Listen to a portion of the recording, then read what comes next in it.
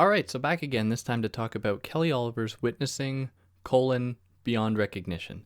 Now, before hopping into it, a few things to say. You can find this on Podbean or wherever else you find your podcasts. You can also find me on Instagram at theory_and_philosophy, or if you can contribute via Patreon or PayPal or any way that you can, that'd be great. If you can't do it monetarily, just by subscribing, liking, sharing, any of that helps a lot.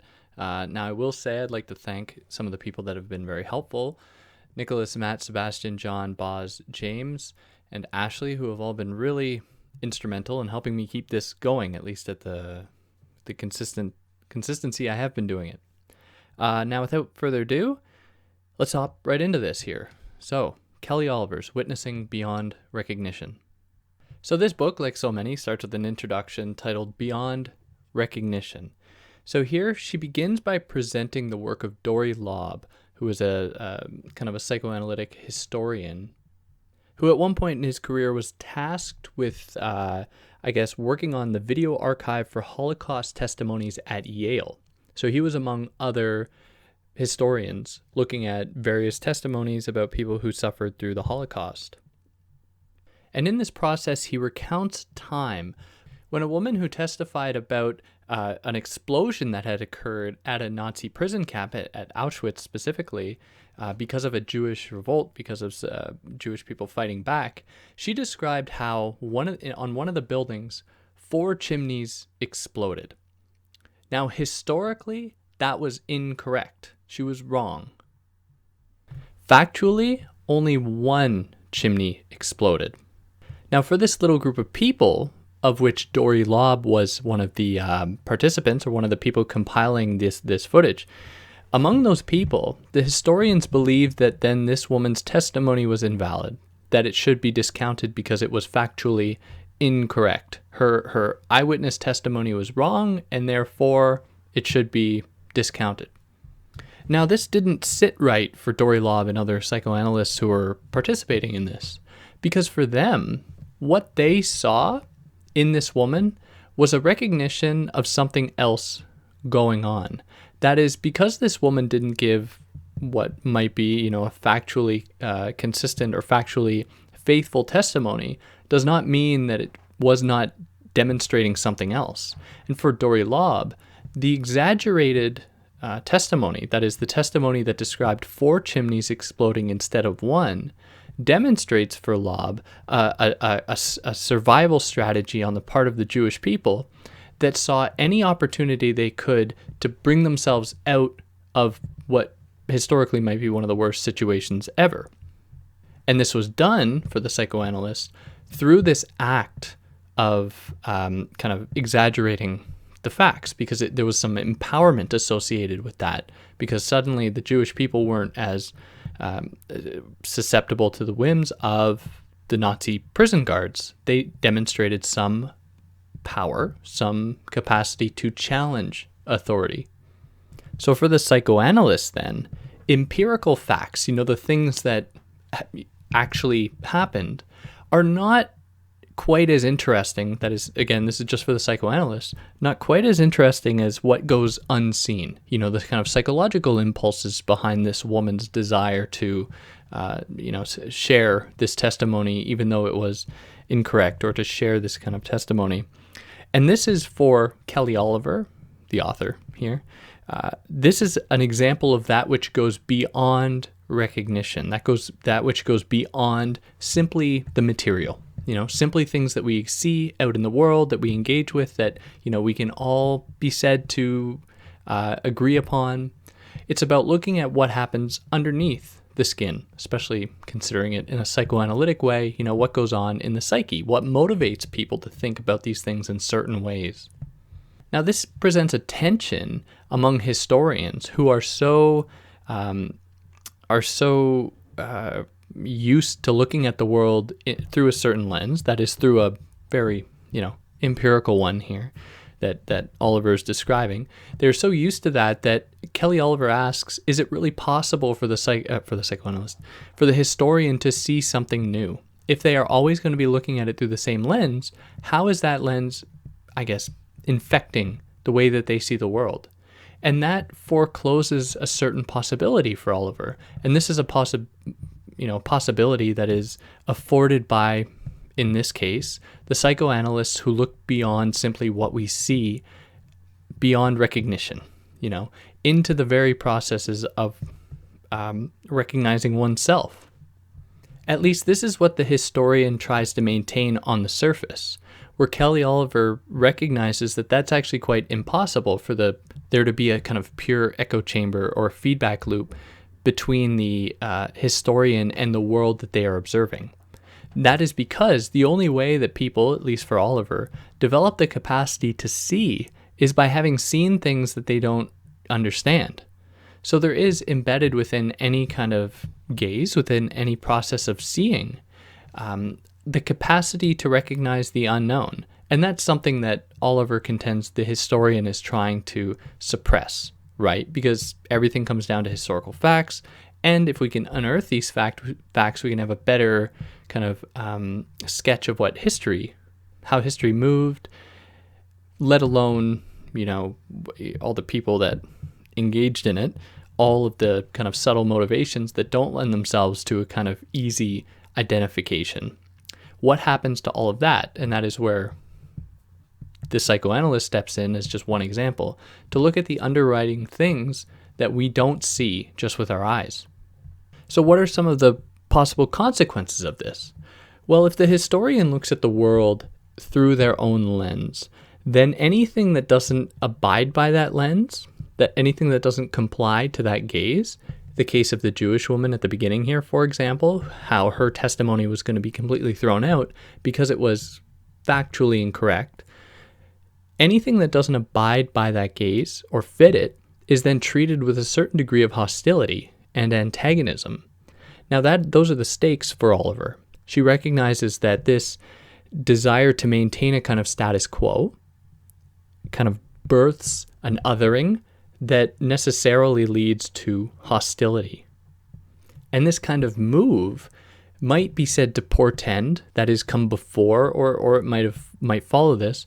It might be said to portend or come before the formation of a subject-object split, where those historians view themselves as subjects that have, this kind of critical engagement with the world, whereas the things they are seeing are just reduced to objects, things for their gaze, reducing history to things that can be seen and therefore can be understood. Whereas the psychoanalyst is someone that actually, demonstrates some degree of humility. And the psychoanalyst, if they're doing their job properly, lets the analyst and the person being analyzed speak for themselves so that they develop their own sense of autonomy. They are not being told, what is truth and what is not. So that's the difference here between the historian and the psychoanalyst in viewing this Jewish woman give this testimony, because the historian says it's not true, therefore she's irrelevant, we shouldn't include it. The psychoanalyst, why am I saying it like that? The psychoanalyst, on the other hand, recognizes that there is a lot there that can be kind of unpacked. Now here she kind of sets the tone for what this book is going to do. And what it's going to do is to try to think about subjectivity, not in terms of a subject-object split. That is, she doesn't want to say that subjectivity only emerges when someone or something is placed in contact with something that they necessarily must view as different from them.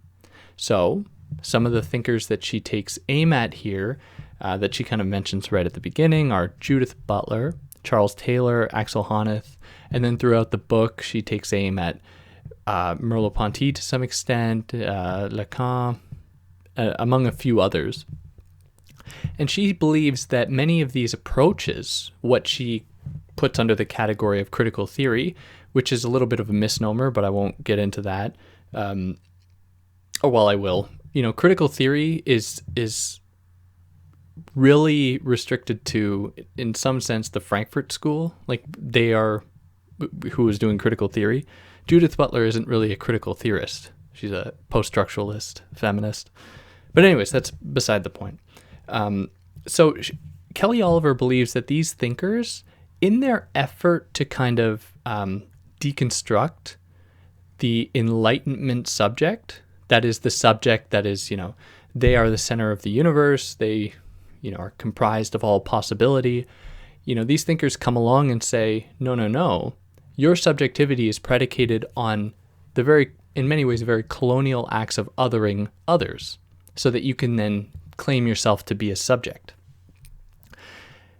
So while Kelly Oliver recognizes that these have been noble efforts on the part of these theorists, she says that they inadvertently reinscribe a kind of oppressive dynamic, because they say that subjectivity only comes out of a relationship to an other, rather than it being, a thing that you're just kind of born with. So what Kelly Oliver wants to try to do then is to find a way to bridge subjects and others, to move beyond that language, to move beyond recognition, where it's a matter of finding my identity in the other by recognizing the other and the other recognizing me. Instead, it is about witnessing. That is, it is about seeing, and through that, recognizing not an otherness, but recognizing another subject. So we are subjects among other subjects, not subjects among objects. Now, she contends that these theorists have their roots in Hegel's thought. Now, without going into that too much, and it'll come up throughout the course of this book here, much of Hegel's work suggests that recognition, that is the ability to recognize myself as an individual, is predicated on me recognizing others as not being me. And that is, as others of being their own kind of being. So she takes aim at that because that implies that right off the bat, what we are doing is looking at difference rather than looking at similarity, which isn't an ontological condition. That is, it isn't something that we just do naturally. It's something that we do within a certain framework. It's something that only emerges, and you can insert any explanation here. It could be colonialism, it could be industrialization, it could be, sexism. Anything that kind of moves us apart encourages us to think about difference as being the primary marker of recognition, whereas she wants it to be instead what is similar between us. So subjectivity is something that Kelly Oliver then applauds. She wants subjectivity to be extended to people. And what happens in the moment of recognition, or in that encounter, is that one side is stripped of their subjectivity and they are rendered objects. So in a dynamic, like let's say a colonial dynamic, where a colonizing people goes to another nation, what wouldn't have been a nation at that point, but that's how they thought about the world. They objectify those people and strip them of their autonomy and subjectivity, which is obviously wrong. Now, to remedy that, she positions witnessing over recognition. Because for her, recognition is the act of locating my own identity through the eyes of another. So in order to be recognized on the part of the colonized means that you are only seeking recognition on the part or by the part of the colonizer. Whereas witnessing for her is a way by which subjects, in their looking upon not only the world, but looking upon themselves, that is like the Jewish woman at the beginning who, through the psychoanalytic lens, can be said to be looking in upon herself or experiencing the world through her experiences, is then given a kind of autonomy, given a kind of subjectivity that has been stripped, taken from her, or taken, in the case of the colonized, taken from the colonized. Now, witnessing is not only a way to kind of reinscribe a lost subjectivity. It lies at the very, it is the condition for the possibility of any subjectivity, even before any oppression has occurred.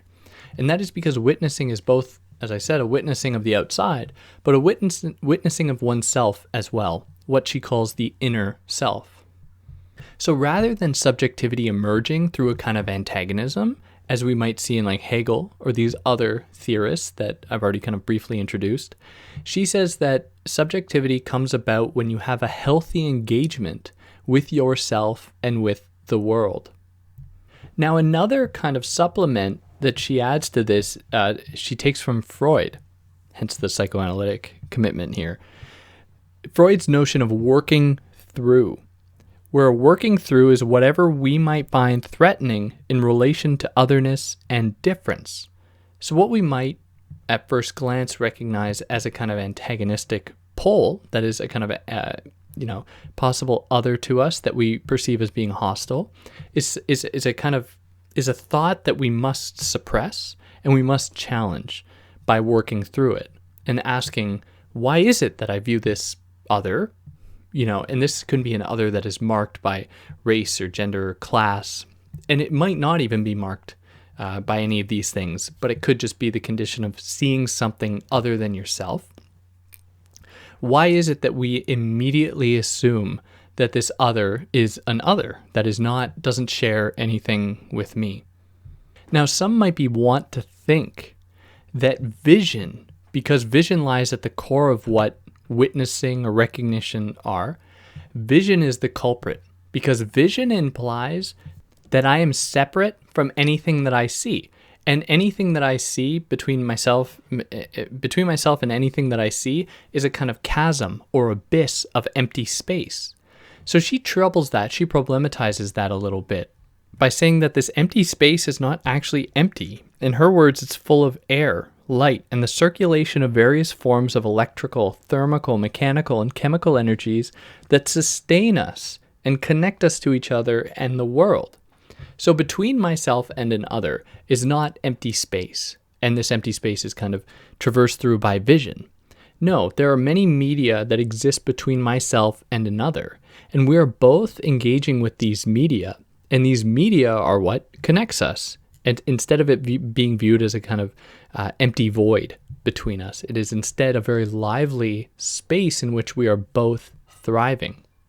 So these kinds of energies are not reduced solely to kind of mechanical ones or any that pertain to like the thermal energy or chemical energy or anything like that, but even just social energy, where, in various different settings, one's engagement with other people is determined by the setting itself. So let's say you go to a sporting venue and there's like a game being played.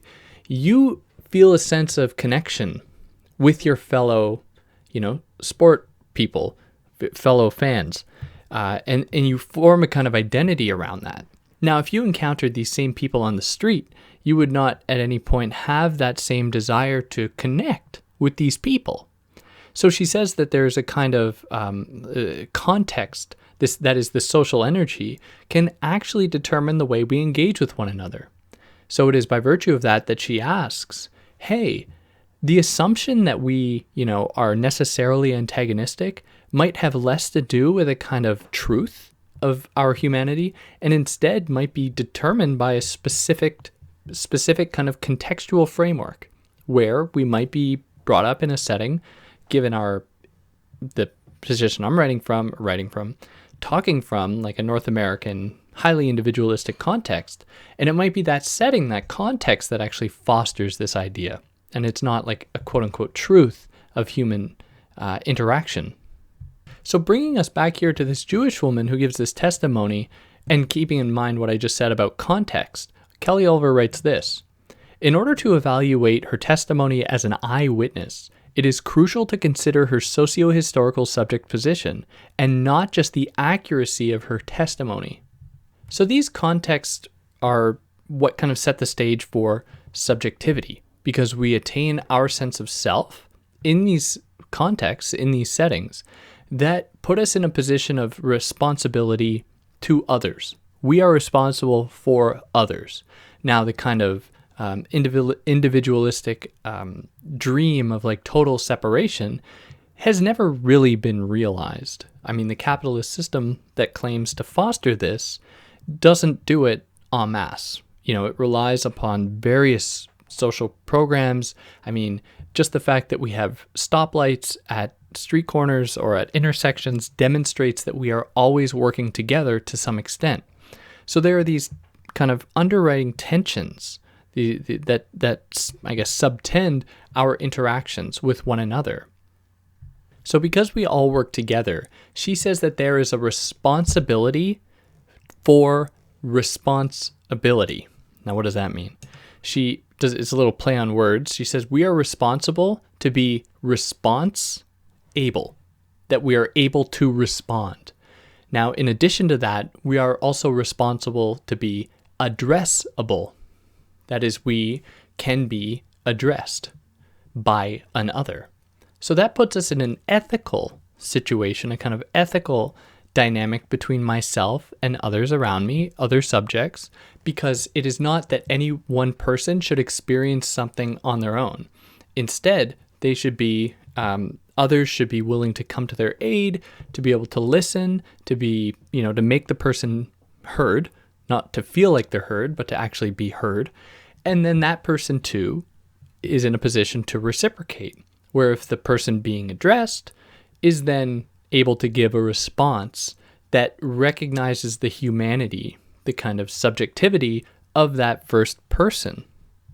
And that's a very long introduction, and as from here we move into chapter 1, Domination, Multiculturalism, and the Pathology of Recognition. So she starts out this chapter by thinking about the way that Frantz Fanon, who's famous for having written The Wretched of the Earth or Blackface, White Masks, how Frantz Fanon fits into this framework as a critical race scholar in this field. Because he is writing from a colonial setting.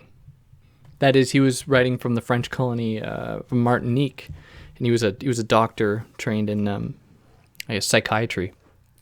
And he's writing from a certain subject position that implies a split between subjects and objects. Now, from his perspective, the colonizer is a subject that turns the colonized into objects. So he sees himself as being an object in this situation. So on first glance, this might be, and Oliver recognizes this, a kind of reinscription of the Hegelian subject-object split.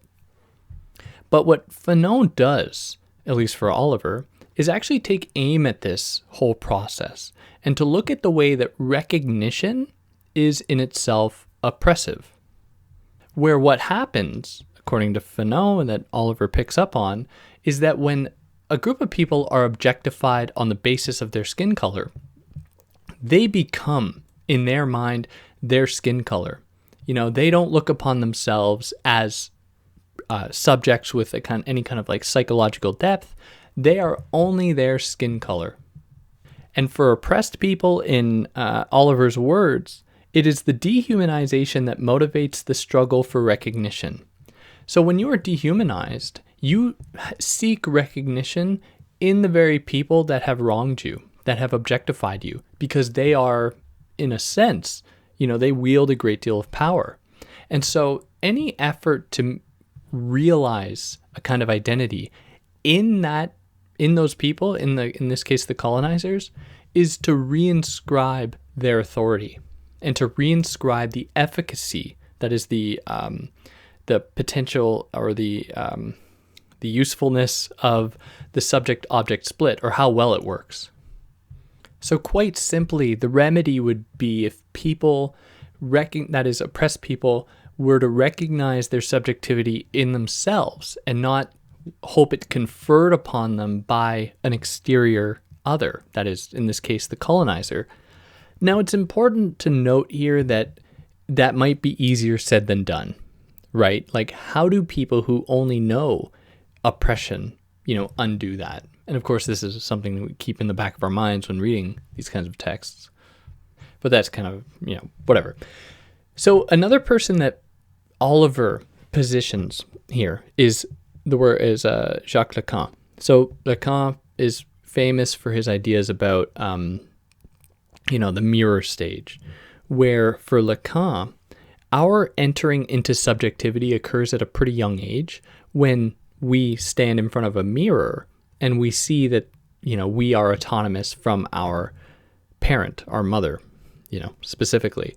So I see myself in the mirror for the first time, and in that moment, I recognize myself as being an autonomous, completely, detached self. And it is from there that subjectivity emerges.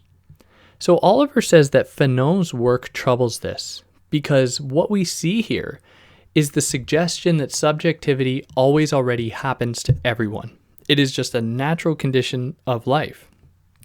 Now, the problem is that then we do not have any way to engage with those moments, like colonialism, where subjectivity is actually used as a tool of oppression. How it's not just a kind of neutral thing that happens to everyone, how it is something that is used to justify very oppressive things.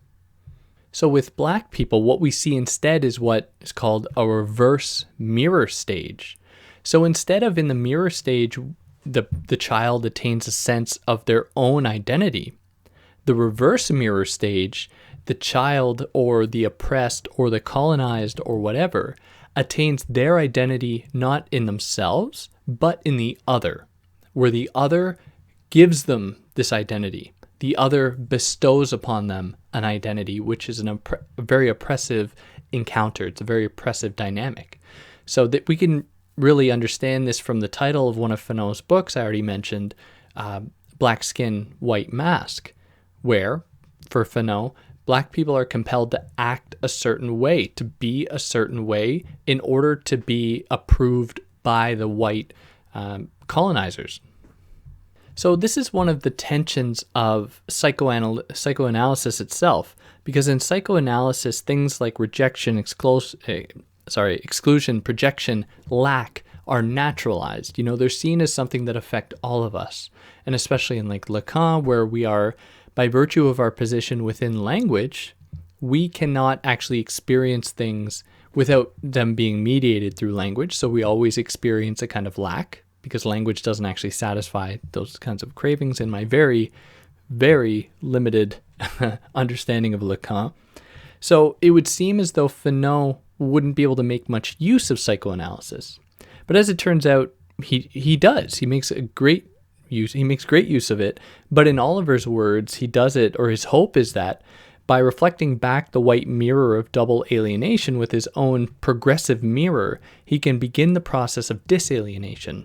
So he's just using the master's tools to some extent to undo that project. Using psychoanalysis as a means of pointing out all of the shortcomings of it in terms of the encounter between colonized and colonized people and colonizers.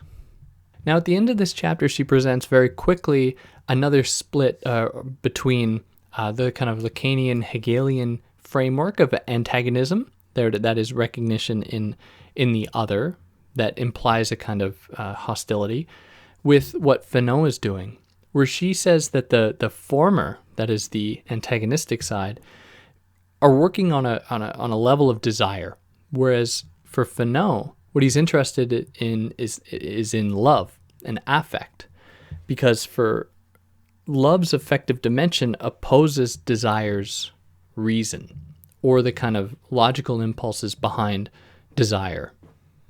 So in her words here, she says, while desire is a lack in relation to the other that is born out of a primordial alienation, affect is a movement toward the other that is born out of love. And then from here, we move into chapter 2, identity politics, deconstruction, and recognition.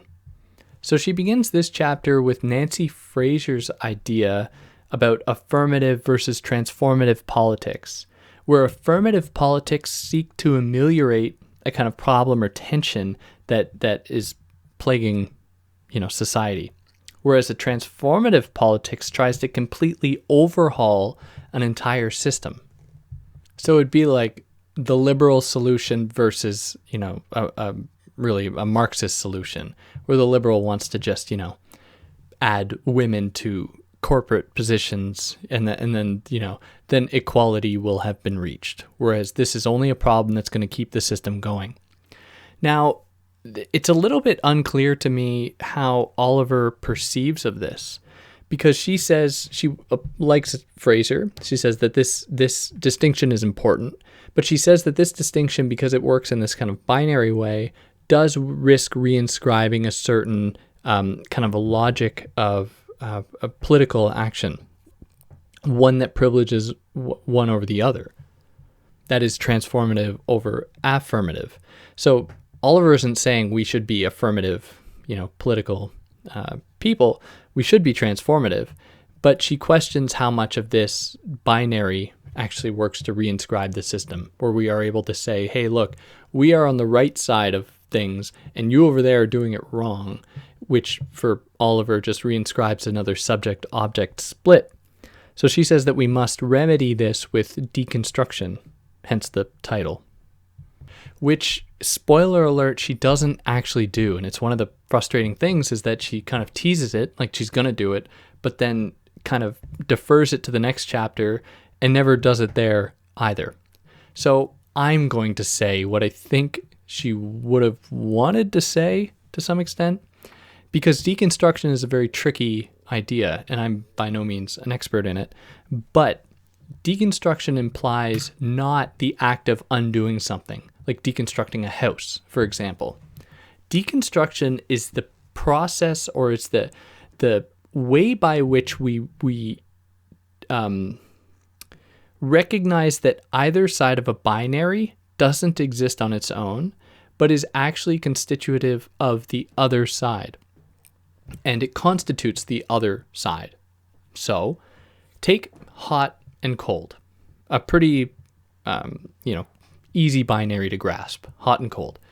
Now, hotness nor coldness has an essence in itself, where hotness, in relation to a certain kind of coldness can actually be it can be scolding, whereas hotness in relation to another kind of coldness can be quite mild, where if you come in from the cold, if you come into your house after being in negative 30 or 35 degree temperature for working with Celsius, then, a 0 degree house seems quite warm, whereas, for someone who's coming from a 30 degree plus place, 0 degrees would be quite cold.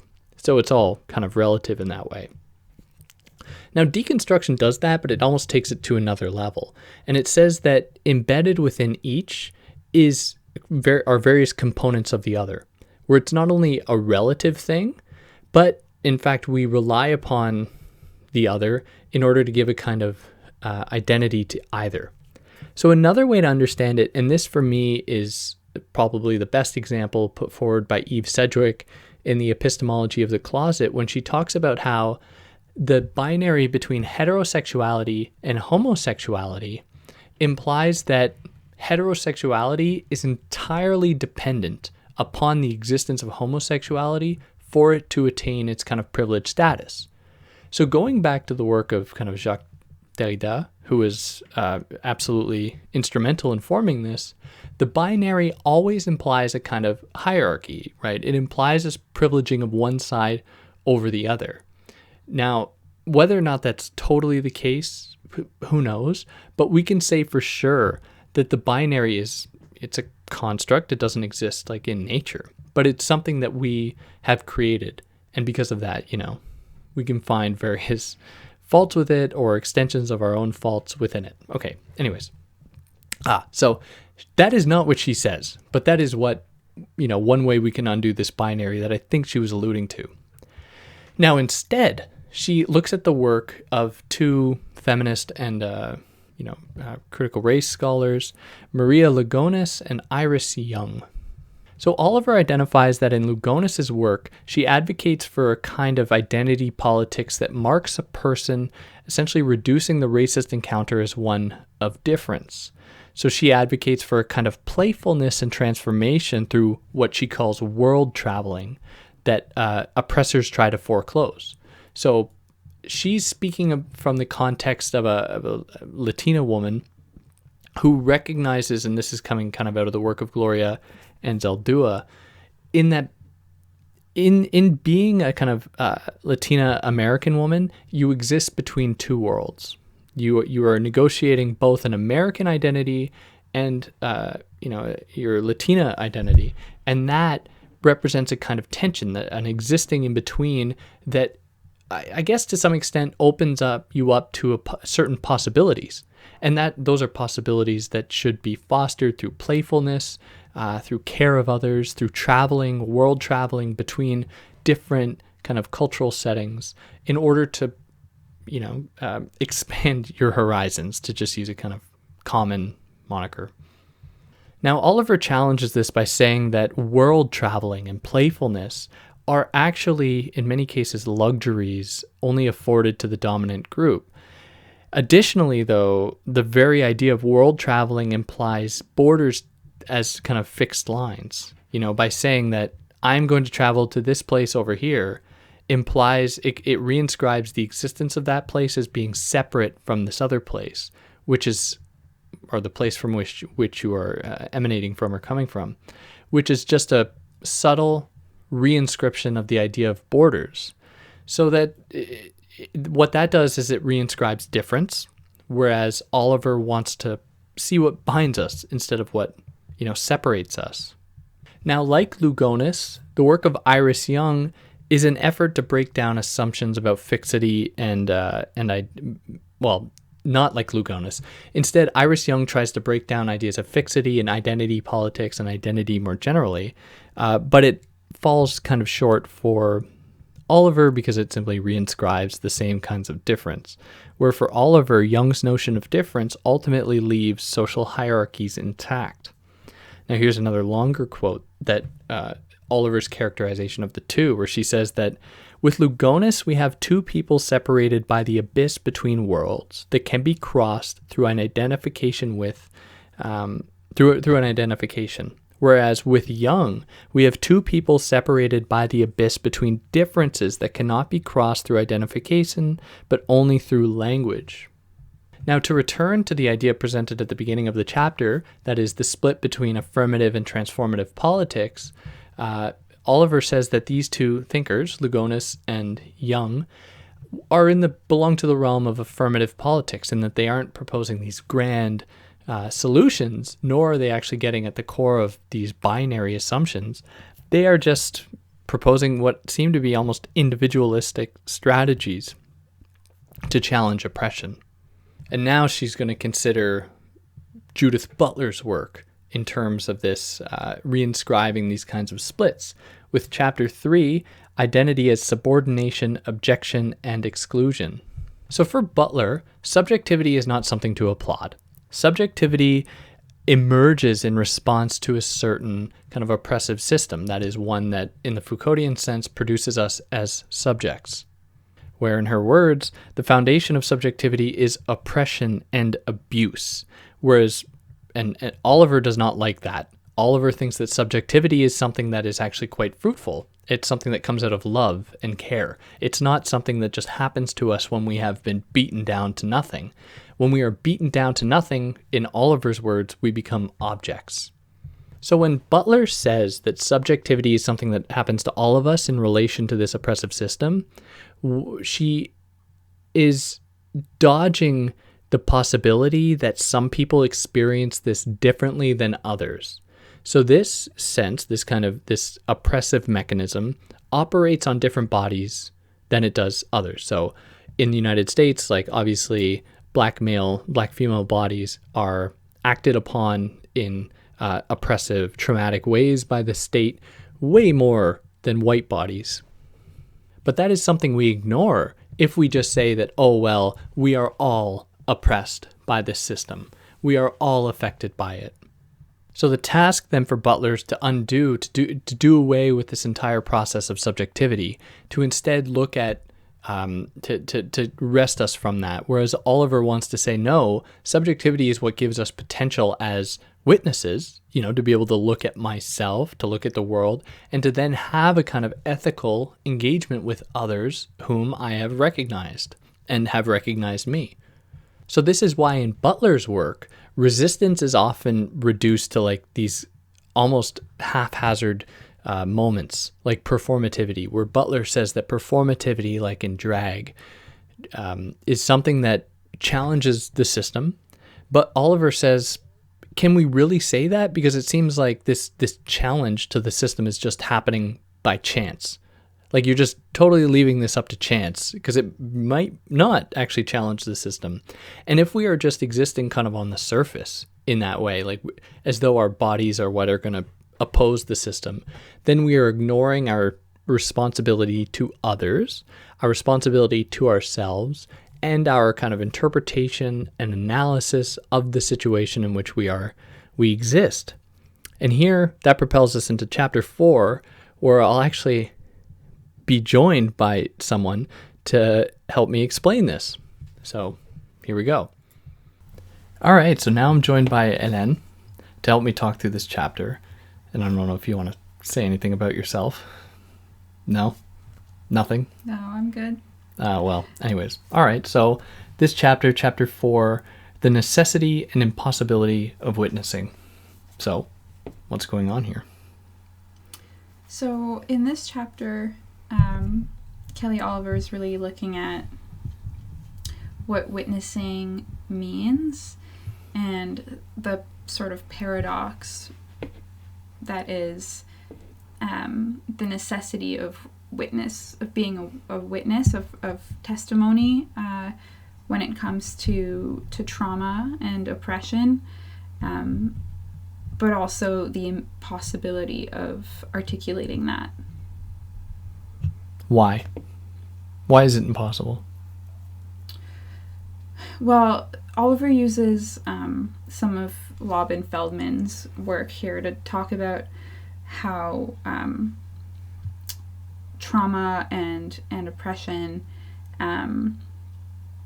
experiencing these things is dehumanizing. And when you're dehumanized, you become an object, and objects can't speak. So you're taking position as a subject to talk about trauma, to talk through trauma, but you're talking about something that can't be spoken by a subject. It can't be spoken by a subject. Or can it be spoken by a subject, but you don't have that capacity because you've been objectified?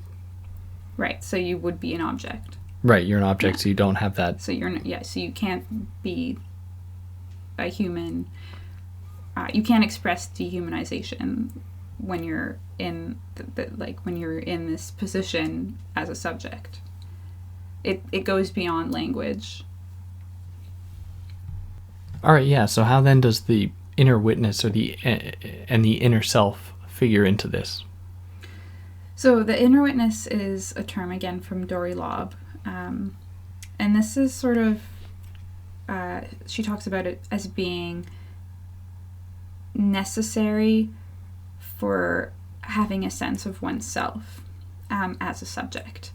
And this is a sort of again, a negotiating voice between subjectivity and subject position, which is your location, your context, the context in which you live as a person in that conversation with the other who's also might occupy a different subject position.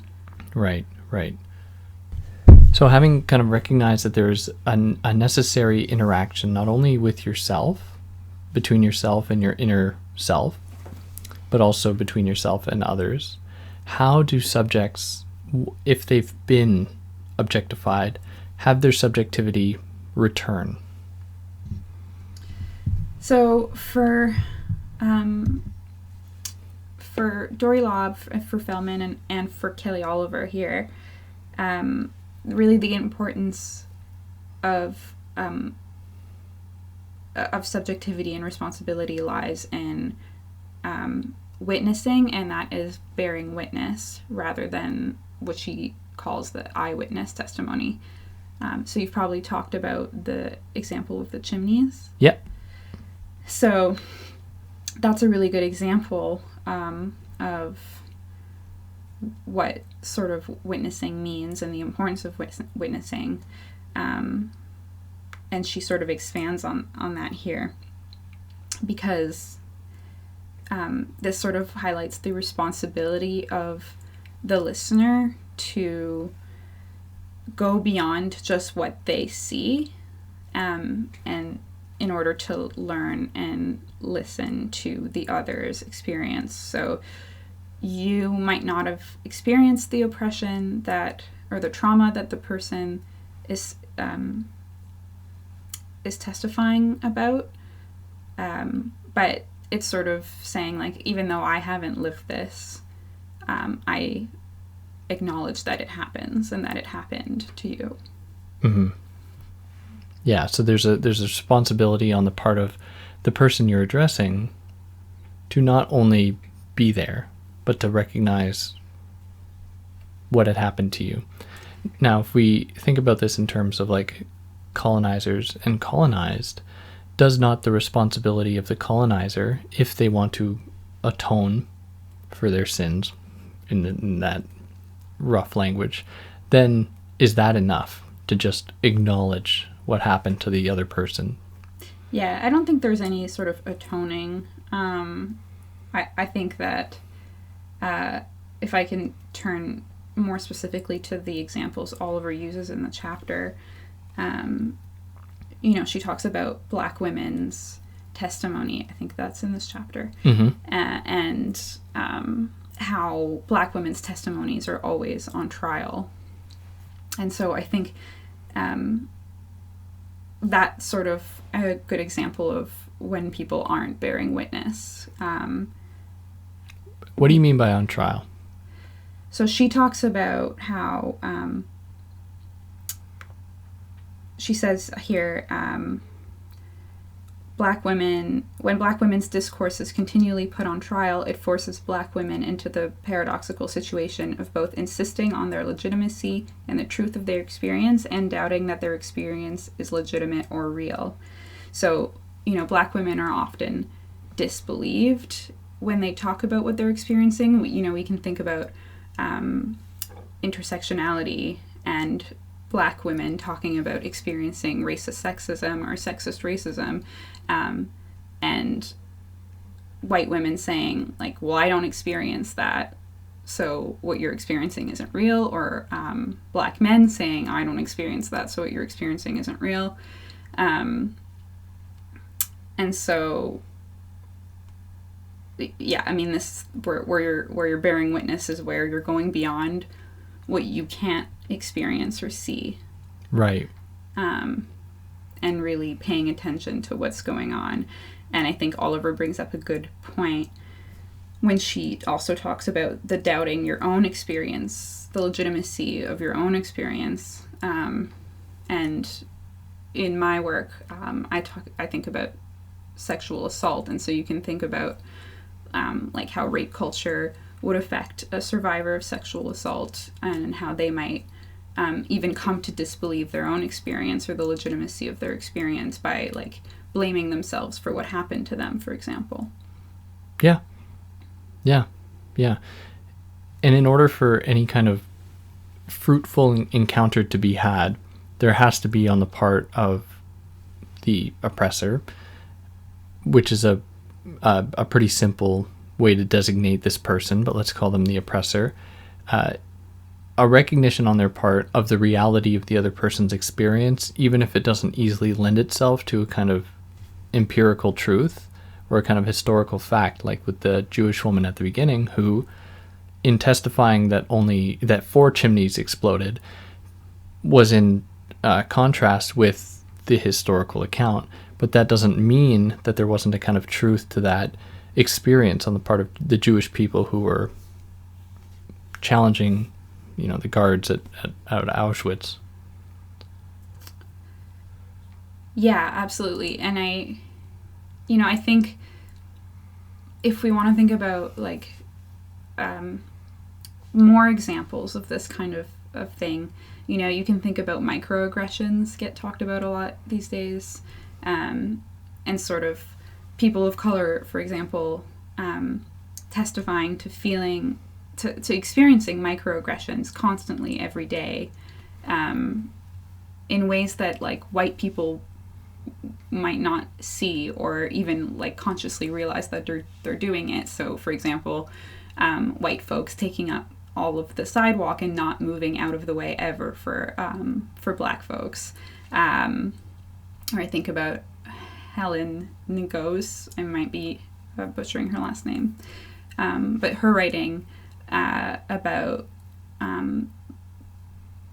phenomenology and Merleau-Ponty and the encounter of like white women in an elevator or any like closed sort of setting with a Black man and like clutching your purse in fear. Like these are microaggressions that like folks experience all the time and that affect people's physical and mental health. But you might not be able to see that. So bearing witness is about listening to those experiences, believing those experiences, and also like acknowledging the systemic structural violence that is taking place in the social contexts, and our own role in that in that encounter, in that setting. So she says that Black women are forced to do something specific, like they're forced to speak in tongues in this setting. Now, what does that mean? Yeah, she's citing Henderson there, and she's talking. I think what Henderson is saying is that Black women have to learn how to speak differently to different groups in different settings in order to survive. And I can't speak directly to that example because I haven't read Henderson, but it reminds me of Ortega, who I have read, and her sort of discussion of how women of color in the U.S. have to act differently in different settings in order to survive. And so she'll speak specifically about, in the academic setting, she has to act a certain way because she's understood a certain way by virtue of being a Latina woman. She might be like confused for a janitor or a cleaning woman in the academy, so she might not like laugh as much. She might try to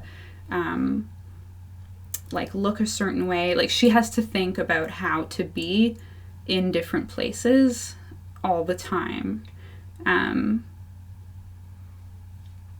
Like now in the COVID era, I've been seeing a lot of things about the dangers of wearing a mask for Black men, for example, and how they have to consider what they look like in public in ways that white people don't even think about. They don't have to think about it. And in fact, they might encounter these stories with disbelief, which again brings us back to the importance of the type of witnessing that Oliver's talking about.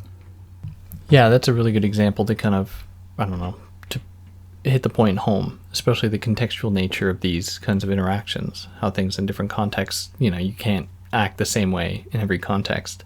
But yeah, and then one last thing before kind of wrapping this up is considering the way of looking at the performance of testimony, or how does performance figure into this? Yeah, this is taken from Fellman also. And so we've sort of, I think, emphasized so far the importance of bearing witness to the performance of testimony by the part of the listener. But I also want to emphasize the importance of the performance of testimony, and so not merely the facts of what happened, what's being said, but the performance itself for the person testifying, because I think a lot of the time disclosure gets confused with testimony, and I think that testimony and witnessing in the ways that Fellman and Lobb and Oliver are talking about it go further than disclosure. So a disclosure might just be, here are the facts of what happened. For example, a sexual assault disclosure might be just, this is what happened, then this happened, and then this happened. But a testimony, a witnessing goes beyond, again, like just the events. And so the performance of testimony can mean a lot because it can really get at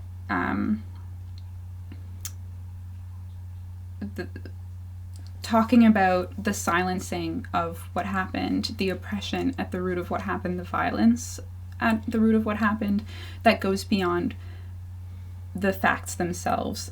So to return to my example about sexual assault disclosures, this might be thinking through, talking through one's experience of sexual assault while thinking through the contexts in which it happened. So in like a Western North American cultural setting, that might be the rape culture, the fact that it was maybe allowed to happen, or that victim survivors get blamed for what happened, or that when you disclose to people, they asked you if you were drinking or what you were wearing, things like this. So you're really getting at the systemic and structural issues, the contexts around the trauma, and also hopefully looking to, like, this is where addressability and responsibility come in, looking to change, political change, collective action.